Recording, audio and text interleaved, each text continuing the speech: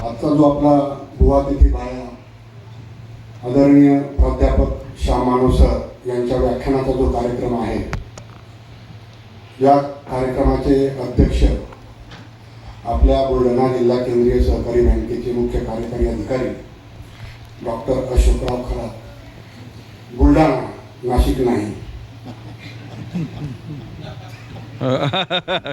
अशोकराव खरात हम नाम कॅप्टन नाही, डॉक्टर आहे. ज्यांच्या व्याख्यानासाठी आपण सर्व या ठिकाणी जमा झालो आहोत, असे चळवळीचे गेल्या 50 वर्षापासूनचे आमचे मार्गदर्शक, समाजाचे मार्गदर्शक आदरणीय श्याम मानव सर, विचारपीठावरील प्रमुख उपस्थितीमध्ये आमच्या अंधश्रद्धा निर्मूलन समिती चळवळीला सतत सहकार्य करणारे संदीप दादा शेळके, डॉक्टर इंदुमती लाहाणे, ज्यांनी आपलं पूर्ण आयुष्यभर समाजसेवा आणि अंधश्रद्धा निर्मूलनाच्या चळवळीसाठी स्वतःला झोकून दिलं. आजही त्या आजारी आहेत. घराच्या बाहेर पडायला डॉक्टरांनी त्यांना मनाई केलेली आहे, परंतु श्याम मानव सरांच्या कार्यावरती त्यांची असलेली निष्ठा आणि डॉक्टर मनोहर तुपकर हे त्यांचे असलेले जावई, या प्रेमापोटी ते या ठिकाणी आलेले आहेत. आमचे राष्ट्रीय अध्यक्ष सुरेश जुमुरे सर आणि विचार मंचावरील सर्वच विचारवंत मंडळी, मी जास्त वेळ घेणार नाही. मी या ठिकाणी केवळ आयोजक या नात्यानं आपल्या सर्वांचं स्वागत करायला उभा आहे आणि या मॅनेजमेंटमध्ये, व्यवस्थापनामध्ये ज्या काही त्रुटी झाल्या असतील त्या त्रुटी आपण मोठ्या मनाने माफ कराव्या आणि त्या क्षमा याचनासाठीच मी फक्त या ठिकाणी उभा आहे. हा कार्यक्रम करताना संचालन खांडवे सर करत असताना त्यांनी सांगितलं की किती द्राविडी प्राणायाम करावा लागतो. तो तर आहेच. हा कार्यक्रम करताना आम्हाला पोलिसांची नोटीस आली. खरं म्हणजे हा आरोप नेहमी होतो ज्या पुरोगामी चळवळी आहे, विरोधी आहात, धर्माच्या विरुद्ध काम करता. आम्ही सतत सुरुवातीपासून सांगतोय सर, गेल्या 45 वर्षापासून ओरडून सांगता की आमचा देवा धर्माला विरोध नाही. देवा धर्माच्या नावावर ही जी लुटारूंची फौज तयार झाली आहे, या फौजेच्या विरुद्ध आमचा लढा आहे. परंतु होतंय काय की सोशल मीडिया असेल किंवा जनरल आपल्या मानसिकता असेल की थोडं जरी पुरोगामी बोलायला लागलो आपण, ते धर्माच्या विरुद्ध आहे.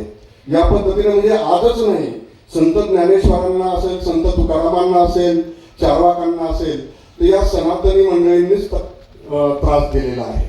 विशेष म्हणजे जे धर्माच्या विरुद्ध आहेत म्हणून त्यांना त्रास दिला, वास्तविक त्यांनी धर्माच्या विरुद्ध कुठेही काहीही केलं नाही. उलट धर्मात असलेली घाण बाहेर उपसण्याचं काम त्यांनी केलेलं आहे.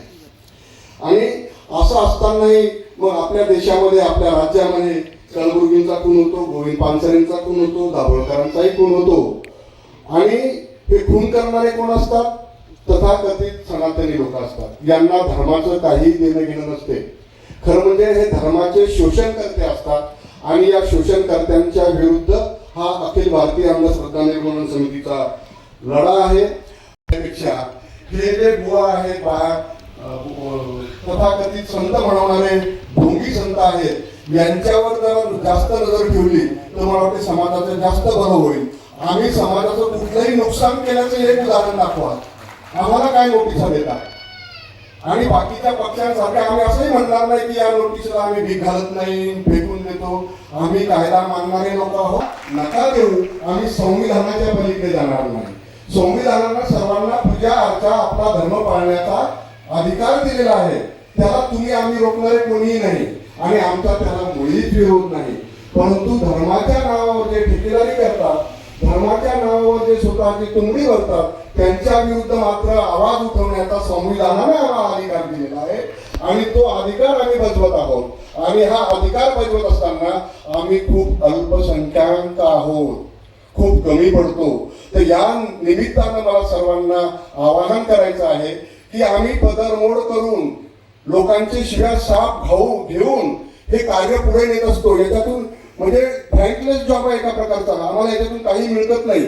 एखाद्या पक्षाचं जर काम केलं तर आम्हाला एखादं सभापती पद मिळेल, कृषी उत्पन्न बाजार समितीचं संचालक पद मिळेल, काही नाही ते एखाद्या कमिटीवर जायला मिळेल. इथेही जेही चळवळीत काम करतात ते खरोखर निस्वार्थ भावनेनं काम करतात आणि आपण या समाजाचं काहीतरी देणं घेणं लागतो आणि त्याच्यातून उतराई होण्यासाठी प्रत्येक जण चळवळीतला कार्यकर्ता काम करत असतो. आणि मला या ठिकाणी अखिल भारतीय अंध श्रद्धा निर्मूलन समितीचा जिल्हा अध्यक्ष या नात्यानं एकच आवाहन करायचं की तुम्हाला जी जी शक्य होईल ती मदत आम्हाला मदत करता येईल ती मदत आम्हाला करा. आमचं काही चुकत असेल तेही नक्की लक्षात आणून द्या. परंतु चळवळीच्या पाठीशी जर तुम्ही उभे राहिला नाही तर आपल्या देशाचं काही खरं नाही आणि धर्माचंही काही खरं नाही. कारण धर्म जर या ढोंगी लोकांच्या हातात गेला तर मला वाटतं धर्माचं काय बरं होणार आहे. तर कदाचित भाषण माझं लांबू पाहते. मी थांबतो. मला माहिती आहे माझ्या मर्यादा काय. तुम्ही